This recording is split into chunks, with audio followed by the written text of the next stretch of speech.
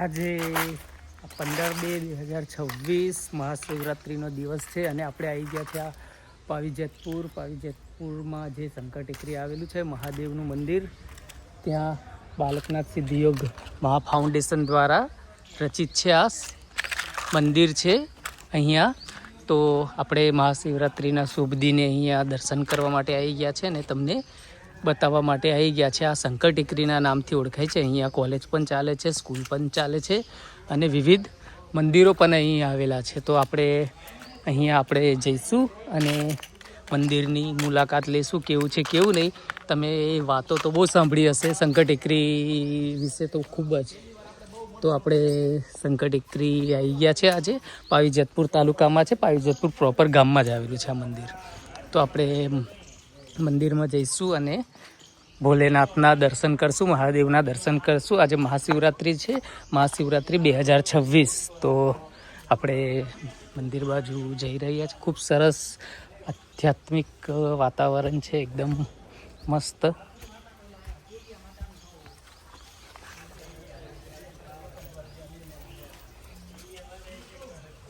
તો આપણે આવી ગયા છે. આ ખૂબ જ મોટો અહીંયા બેલ છે. આ બાજુ મસ્ત વડનું ઝાડ છે. અહીંયા બાબા બિરાજમાન છે. અહીંયા મસ્ત મંદિર પર આવી ગયા છે. આપણે દર્શન કરી લઈએ. ઓમ નમઃ શિવાય, ઓમ નમઃ શિવાય, ઓમ નમઃ શિવાય, ઓમ નમઃ શિવાય.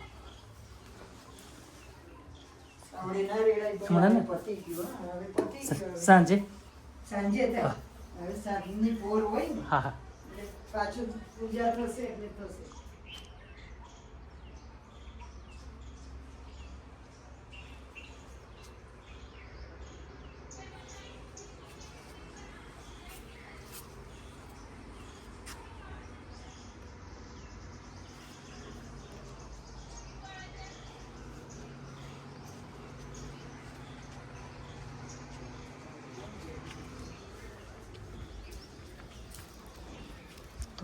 આ શંકર ટેકરી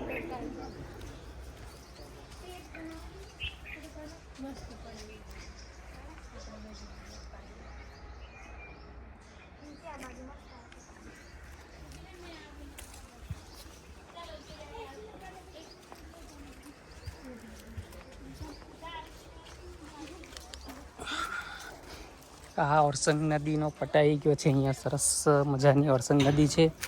પછી આ બાજુ જઈએ તો બીજા મંદિરોના તમને દર્શન કરાવું. અહીંયા ગણપતિ દાદાનું છે, હનુમાન દાદાનું છે અને દરેક ખૂબ જ આધ્યાત્મિક વાતાવરણ છે એનું. તો એકવાર અહીંયા અચૂકથી આવો. શ્રી ગણેશાય નમઃ. ગણપતિ દાદાનું ખૂબ જ વિશાળ મૂર્તિ છે.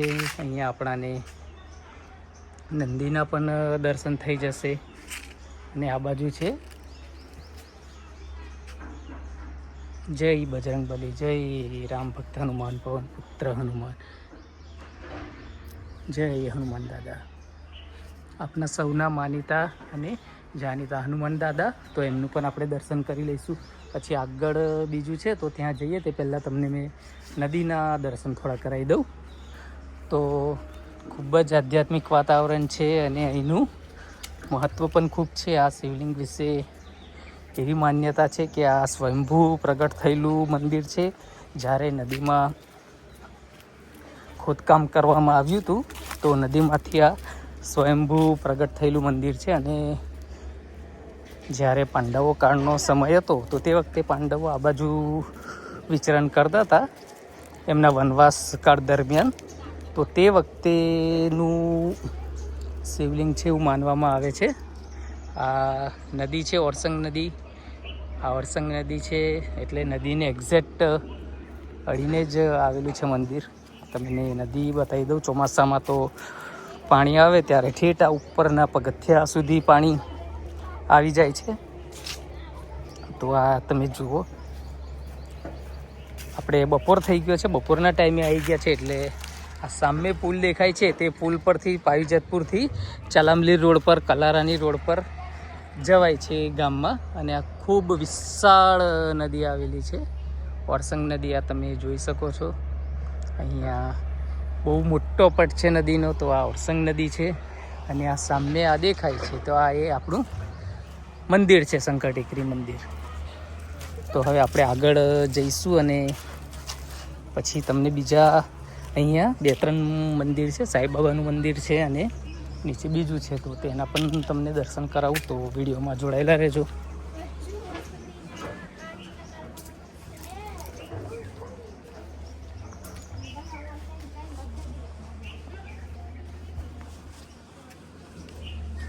ગુરુ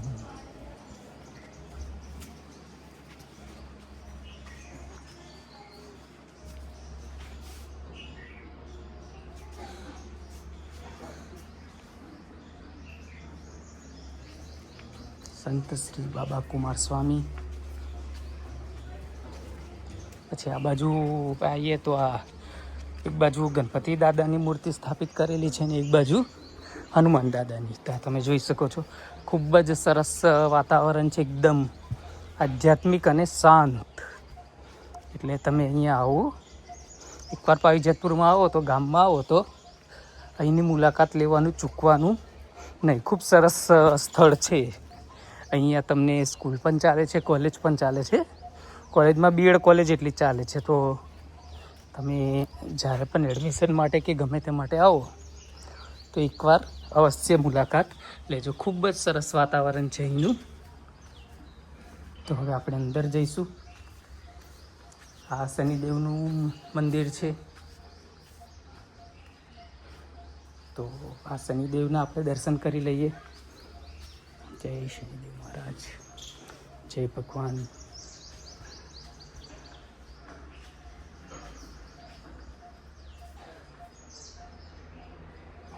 આ સામે તમને શ્રી શનિ ચાલીસા લખેલું છે, દેખાતું હશે. તો આપણે આવીએ તો એનું ગાન પણ કરી લેવું. હવે આપણે આગળ બીજું મંદિર છે સાંઈબાબાનું. તો સાંઈબાબાના મંદિર બાજુ જઈશું.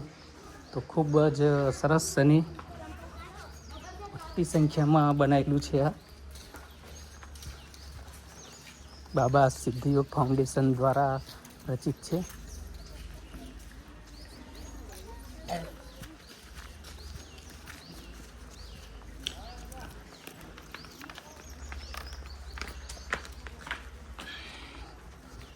આ શ્રીયંત્ર બનાવ્યું છે, આપણે જોઈ લો. તો એના પણ દર્શન કરી લઈએ.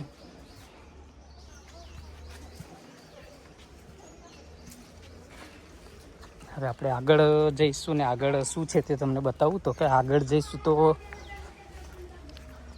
સાંઈબાબાનું મંદિર આવેલું છે અહીંયા. તો સાંઈબાબાનું મંદિરના પણ દર્શન કરી લઈએ. તો પાવીજતપુર આવો તો અચૂક મુલાકાત લેવાનું ચૂકવાનું નહીં. શંકર ટેકરીનું ખૂબ મહાત્મ્ય છે મંદિરનું.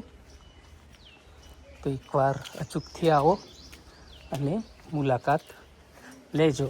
હવે આપણે શ્રી દત્ત શરણમમાં દર્શન કરશું. આ માતાજીનું છે, શ્રી દત્ત શરણમ મમનું મંદિર છે. આ જુઓ, ખૂબ જ સરસ છે. આટલા બધા ભગવાન એક જ સાથે તમને જોવા બીજે કશે નહીં મળે, ખાલી શંકર ટેકરી મંદિરે જ મળશે. તો એકવાર અવશ્ય મુલાકાત લેવું. પાવીજતપુરમાં આવો તો મંદિરની મુલાકાત લેવાનું ચૂકતા નહીં. ખૂબ સરસ વાતાવરણ છે. અહીંયા દૂર દૂરથી આવે છે, ખાસ તો મધ્યપ્રદેશના શ્રદ્ધાળુઓ વધારે અહીંયા આવે છે જોવા માટે, દર્શન કરવા માટે. તો તમે પણ અહીંયા આવો અને દર્શનનો લાભ લો. ખૂબ સરસ વાતાવરણમાં મંદિરની સ્થાપના થયેલી છે. તો હવે આપણે ગુરુ ઓમ સબકા માલિક એક એટલે કે સાંઈબાબાના મંદિરે દર્શન કરશું. તો આ સામે દેખાય છે એ સાંઈબાબાનું મંદિર છે. તો સાંઈબાબાના મંદિરે આપણે જઈએ અને દર્શન કરી લઈશું. ગુરુ ઓમ સબકા માલિક એક.